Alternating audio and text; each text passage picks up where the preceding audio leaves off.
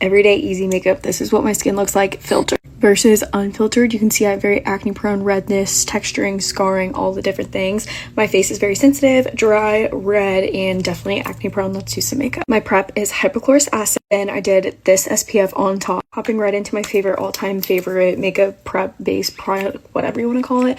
And I did self-tan last night, so my makeup's gonna look a lot better. That's just fact. And this will give you the most glowy, dewy skin of your life. Every single product with the shade is linked in my LTK.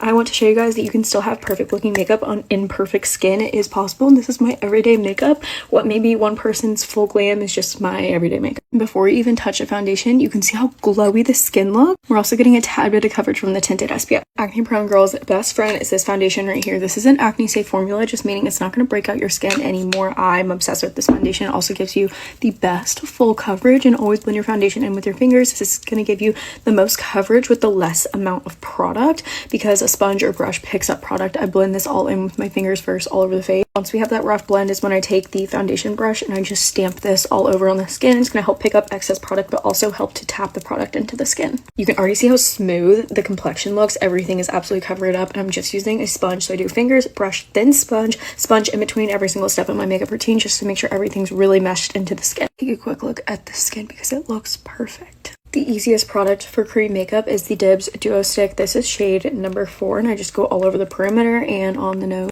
Using the Dibs brush, of course, just to melt that into the skin. You can see how easy this just blends so well. One of my favorite products ever. On the nose, we just go up and down. Blush is the product I switch around the most because I'm obsessed. This is Lawless Cream Blush. Don't be afraid to go heavy-handed because we're going to use our concealer after this, kind of clean everything up. Always bringing that all the way across the nose, but also out kind of into the eyebrow hairline. Right up against the eye to help color correct. Like I said, in between steps. Color correcting with the Kosas Pink Color Corrector in the inner corner, with my favorite concealer in the outer corners, and here to brush. Must be blended with our favorite concealer brush for the most coverage. If I'm covering up a blemish, I'm using the House Labs concealer. We're blending that all the way out towards the hairline once again, and blending the very, very inner corner right here at the very last, also going over the eyelid. Like I said, in between steps. See what I mean by it just cleans everything up. Kosas pressed powder first on the very inner to the outer of the eye, thin light layer. Yes, I have dry skin, and yes, I'm using 2 different powders, first a pressed then a loose. Both are very thin light layers. This is also Kosas, but the loose powder in the pink color, it's going to give us the most brightened,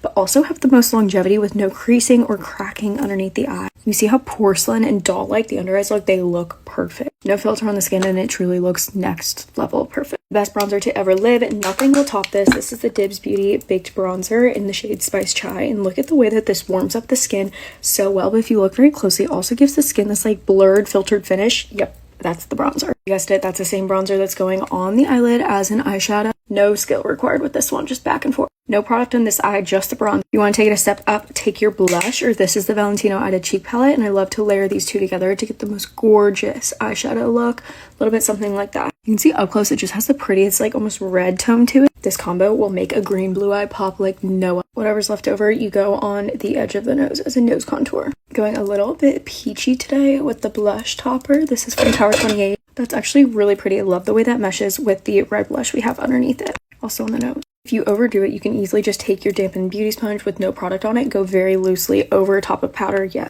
close up, look at the skin. Looks next level. My favorite brow product ever. It's a clear brow gel from Benefit. My favorite little nose highlight. This is a cream highlight stick from L'Oreal. Setting the makeup down before we finish with the lashes and lips. This is my favorite Anastasia setting spray ever. Switching up the lashes today, I'm doing Sky High in the brown color. My all-time favorite mascara, though, is this one right here. Benefit Cosmetics Bag All Bang in the plum. Drugstore alternative is Sky High, also bit in Burgundy Haze. With the mascara, without lashes look like that. Some lip liner. This is from Fenty Beauty. This one's very, very easy to kind of move into place. If you don't want it to move anywhere, use your powder puff. Don't add anything to it, just whatever's left over on top. Daisy Girl by Lawless Rosy Outlook on top. And here's how it all turned out. I am very pleased with this. Every single product with the shade is linked in my LTK. Love y'all.